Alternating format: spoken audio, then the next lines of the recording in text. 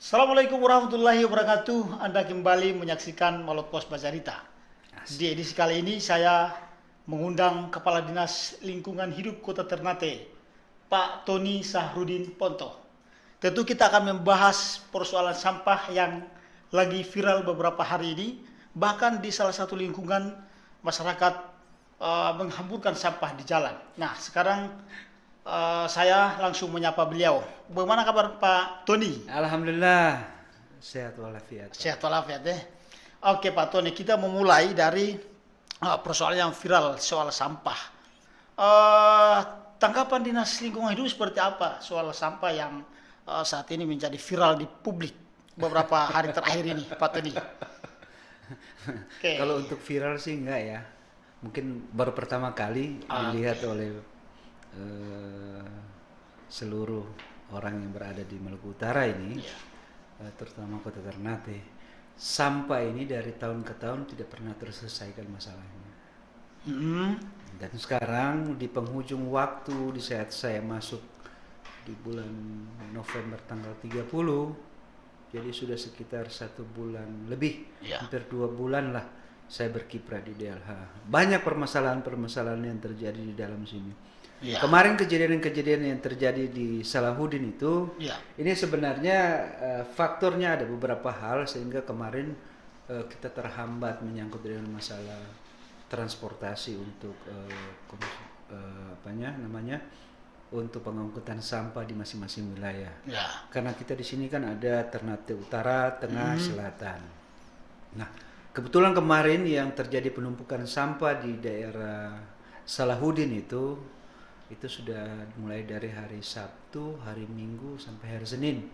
Nah, ini permasalahannya ini. Apakah itu terjadi di semua TPS, tempat penampungan sementara? Iya.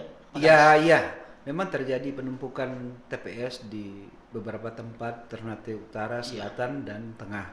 Nah, kemarin juga kami sudah di-hearing oleh DPR karena ada perintah mendadak tentang ada masalah sampah ini, mungkin dari pengaduan masyarakat. Sehingga kami jam 2 kemarin diundang DPR untuk hearing. Lagi-lagi di situ saya sampaikan kepada mereka bahwa permasalahan yang terjadi ini ya untuk masalahnya nih selebihnya menyangkut dengan masalah BBM, bahan bakar minyak. Jadi kalau mobilnya ada, petugasnya ada, pelayannya ada, tetapi kalau minyaknya tidak ada, bagaimana bisa berjalan itu mobil? Penyebabnya apa sampai minyak bisa terlambat? Sebenarnya ini bukan masalah untuk keterlambatan minyak. Masalahnya ini di tahun November sama Desember itu ada 2 bulan yang belum dibayarkan oleh pihak pemerintah daerah. 2 bulan? 2 bulan November dan Desember. Nilainya berapa tuh Pak Kadis? Nilainya sangat fantastis, sekitar 700-an lebih. 700 juta? 800 juta. Ini permasalahannya. Ini ke pihak ketiga ya Pak? Ini kita harus membayarnya ke pihak ketiga, namanya itu di PT Maluku Indah. Oh, Maluku Indah. Ya, PT Maluku Indah telah banyak membantu kita di dalam hal untuk menyelesaikan masalah BBM. Contohnya kemarin November Desember tidak terbayarkan, tetapi di Januari kita koordinasi masih ada bantuan-bantuan. Tapi pada saat pertengahan kemarin, nah itu sudah tidak bisa disiasati. Alasannya itu kenapa? Alasannya memang karena harus pembayarannya dulu. Harus membayar dulu. Ya, membayar ya utangnya belum dibayarkan. Yang nilainya fantastis. Alasannya utang belum bisa dibayar itu karena apa Pak Kadis? Apakah setelah kita komunikasi dengan pihak dari Dinas Keuangan, itu mereka menyampaikan bahwa ada perpindahan dari SIM-PD, sistem yang diakomodir oleh pihak Kementerian Dalam Negeri. Nah ini kan kalau saya lihat, kita ini kan belum mampu untuk menerapkan itu SIM-PD. Kenapa kita harus memaksakan diri, sedangkan hal-hal yang lain yang sifat mendasar akhirnya terbengkalai seperti ini. Nah, namun ini sudah ada via koordinasi dari pihak Dinas Keuangan sendiri dengan pihak Kementerian dan Pak Sekot sendiri yang cukup punya andil untuk selalu komunikasi dengan Pak Mendagri, para staf Mendagri di sana menyangkut dengan masalah keuangan daerah, dan itu sekarang sudah dipindahkan ke Simda kembali. Yang harusnya ke SIM-PD, dia kembali ke Simda. Namun permasalahannya juga katanya sih kadang-kadangnya dia masuk ke manual kembali. Jadi harus diinput kembali dari seluruh SKPD ada sekitar 38 ini. Mereka harus diinput satu persatu item-item yang ada di dalam. sehingga mungkin terjadi permasalahan Oke. seperti itu. Tapi situasi terkini untuk sampah bagaimana? Apakah sudah teratasi dengan cepat, baik? Setelah kemarin hearing, saya diberikan waktu Oke. 3 hari untuk menyelesaikan sampah yang terjadi di Ternate. Ya. Alhamdulillah kemarin saya dengan pasukan saya sendiri kita turun untuk menyelesaikan di daerah Salahuddin. Pak Kadis turun langsung. Saya turun langsung di sana sama-sama dengan mereka untuk menyelesaikan permasalahan yang terjadi di Startnya mulai dari mana, Salahuddin. Pak Kadis? Mulai dari Salahuddin itu, terus kita langsung masuk ke daerah-daerah protokoler, mungkin di tempat-tempat Oke. jalan-jalan protokol yang bisa kita lewati karena sudah waktunya jam 3:30. Ya. Sehingga untuk malam juga saya berpikir tentang anak buah saya sendiri, karena mobilnya yang sudah agak lama dan mungkin sudah penerangannya juga kurang bagus, jadi tadi kita mulai pagi lagi, Ya. sekitar jam habis selesai subuh itu teman-teman saya sudah mulai turun lagi di lapangan Ya. untuk menyelesaikan berbagai masalah yang terjadi di Kota Ternate. Berarti dalam beberapa hari langsung clear. Saya Berapa jam rasa clear? ini sudah, insya Allah kita usahakan saja dulu. Saya Ya. tidak menjanjikan, tapi ini kan adalah suatu kewajiban bagi kami untuk menyelesaikan berbagai permasalahan yang terjadi menyangkut dengan sampah. Oke. Karena ini sudah warning dari DPR. Cuma kadang-kadangnya saya juga minta keinginan baik dari pihak DPR sendiri, Ya. terus koordinasi terus dengan pihak TAPD untuk bisa menyelesaikan tentang utang yang 2 bulan itu, supaya kalau pihak PT Maluku Indah ini sudah siap. Mereka bilang ke saya kemarin, Ya. tolong selesaikan November Desember, untuk Januari Februari sudah tidak ada masalah. Ya. Kita bisa membantu sampai Maret, tapi yang penting tolong dikeluarkan untuk pembayaran November Desembernya itu. Ya. Tapi ini apakah penyebab utamanya karena soal 700 juta yang belum terselesaikan, atau memang ada masalah lain di internal DLH yang memang memicu? Kalau saya sih DLH tidak ada yang memicu. Ya. Mereka cuma membutuhkan bahwa kita menjalankan pelayanan. Ya. Fungsi pelayanan ini adalah merupakan pelayanan dasar. Ya. Sudah berapa kali kita sudah sampaikan bahwa tolong untuk disikapi tentang permasalahan BPM ini yang terjadi. Ternyata dari hari ke hari tidak bisa diselesaikan. Artinya sudah disampaikan oleh DLH ke pihak Kita keuangan. sudah sampaikan ke Dinas Keuangan, bahkan ke Pasek. Ya. Pak Sekut sendiri sudah menanggapi dan sudah menyampaikan ke keuangan. Itu jauh sebelum masalah ini Sudah sebelum disampaikan itu untuk masalah ketika Desember itu. Oke. Saya sudah sampaikan, tapi lagi-lagi menyangkut dengan masalah SIM PD ini. Ya, Namun oke. jangan terlalu kakulah dengan masalah SIM ini. Ini kan merupakan pelayanan dasar yang diharapkan oleh masyarakat. Kami tidak mau tahu karena kami inginkan, kami sudah berikan retribusi.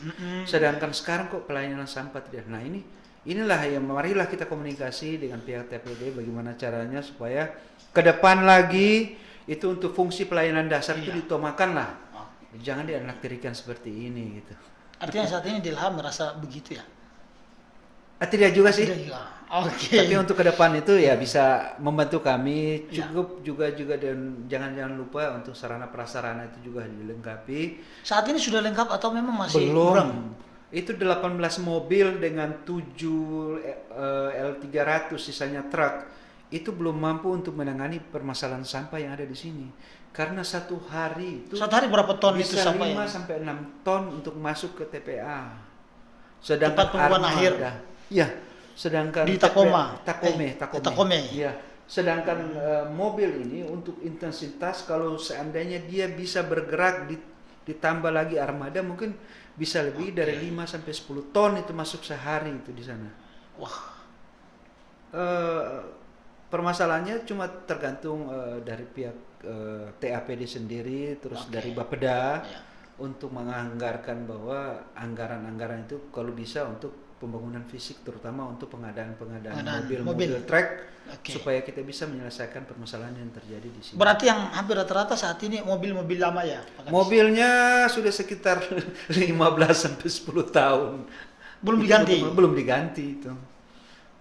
Itu belum diganti dari zamannya Pak Samsir, terus ada kemarin juga ada bantuan, ada di tahun 2017 sudah APBD yang di apa oleh Pak Wali Kota diberikan bantuan, namun itu tidak mampu untuk menjawab segala permasalahan tentang sampah yang ada di Kota Ternate ini. Terus untuk menyangkut dengan masalah Kota Ternate ini sudah merupakan satu kota yang berkembang, itu sudah sebenarnya sudah tidak boleh dengan adanya bak sampah lagi.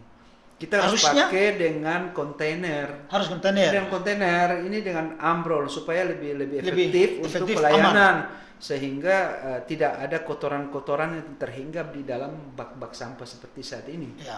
Itu harus dikritisi lagi kepada mereka.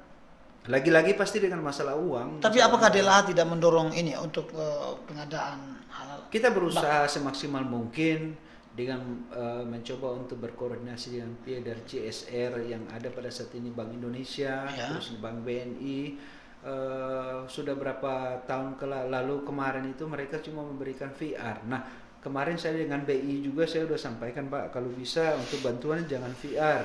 Kalau bisa L300, karena L300 ini dia mampu menghubungkan daerah-daerah yang kecil yang sulit dijangkau oleh mobil. Ya, yang setapak-setapak yang sulit dijangkau, itu yang kita perlukan sekarang. L300 itu sangat penting. Sehingga bisa menjawab berbagai permasalahan sampah yang terjadi di Kota Ternate ini. Untuk insentif petugas pengangkutan sampah bagaimana, Pak Kadis? Saya untuk insentif mereka aman saja, tidak ada masalah. Karena ini sudah pernah ada beberapa kali kejadian dan sudah diperhatikan oleh pihak pemerintah sendiri. Sehingga tidak ada masalah untuk insentifnya.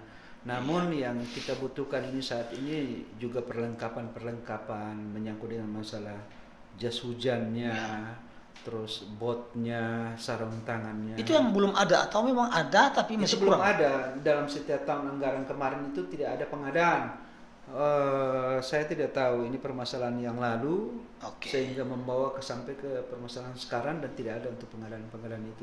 Tapi insya Allah untuk anggaran total di DLH sendiri bagaimana untuk persoalan lingkungan ini? Untuk persoalan lingkungan, untuk masalah sampah ini anggarannya itu kecil, tidak ada. Sangat kecil. Ya, mereka itu pembayarannya yang besarnya untuk penyapu jalan. Dalam setiap tahun itu bisa berapa? Misalnya penyapu jalan bisa telan berapa gitu? Untuk 1 tahun itu untuk berdua ya, dari dengan petugas sampah include semua sekitar 14 sampai 15 miliar. Itu masuk untuk pembayaran mereka. Untuk pembayaran honor daripada insentif para petugas dan penyapu jalan. Dan harus diingat saat ini juga kita sudah ada tambahan satu lagi. Tambahan apa? Bagian pertamanan yang tadinya di Perkim, itu sekarang sudah masih berarti ini sudah diambil alih, sudah tanggung jawab lagi di DLH. Dari DLH. Nah, dengan sekitar 400 lebih pasukan yang ada ini, otomatis kita harus menjaga keseimbangan di dalam. Tapi 400 pasukan itu menurut Pak Kadis sudah sangat nanti mampu mengatasi. Saya rasa sudah mampu. Pasukan saya sudah siap. Mereka orang-orang ahli, tenaga-tenaga yang cukup handal di lapangan. Kepala-kepala seksinya juga bagus, alhamdulillah. Tapi kita punya permasalahan cuma menyangkut dengan sarana prasarana saja. Jadi yang lain-lain tidak ada masalah. Iya, ini terakhir untuk masyarakat, Pak Kadis. Pak Kadis sendiri melihat kesadaran masyarakat untuk membuang sampah pada tempatnya itu sudah seperti apa, Pak Kadis? Saya tidak mengkritisi mereka. Sudah bukan waktunya kita untuk menyalahkan mereka bahwa mereka ini kamu harus sadar, sudah tidak lagi.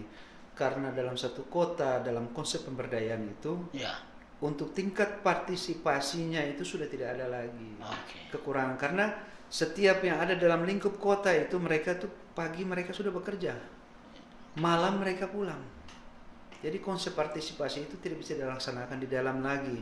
Mereka hanya menginginkan kami membayar retribusi, tolong berikan kami pelayanan prima. Ya, mereka tuntut itu.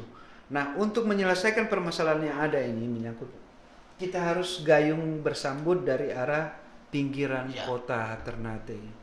Nah, sementara ini dari pihak DLH sendiri sudah berkomunikasi dengan Karang Taruna, Takome. Sekarang kita akan dijadikan sebagai barometer di sana untuk pengembangan untuk pengembangan pembersihan sampah dan lingkungan yang ada di sana.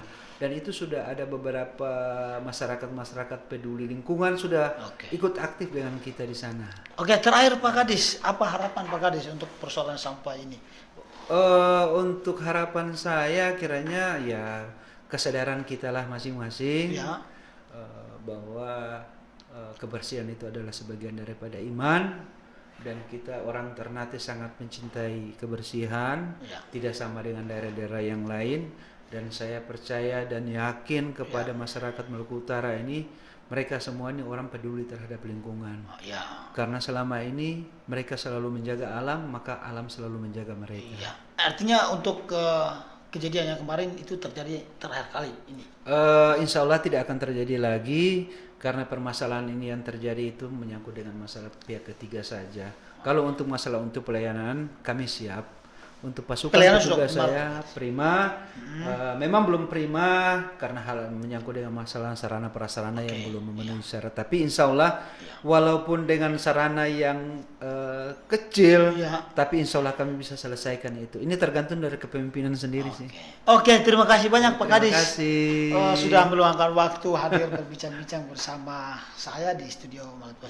Terima kasih. Assalamualaikum warahmatullahi wabarakatuh. Waalaikumsalam warahmatullahi wabarakatuh. Oke.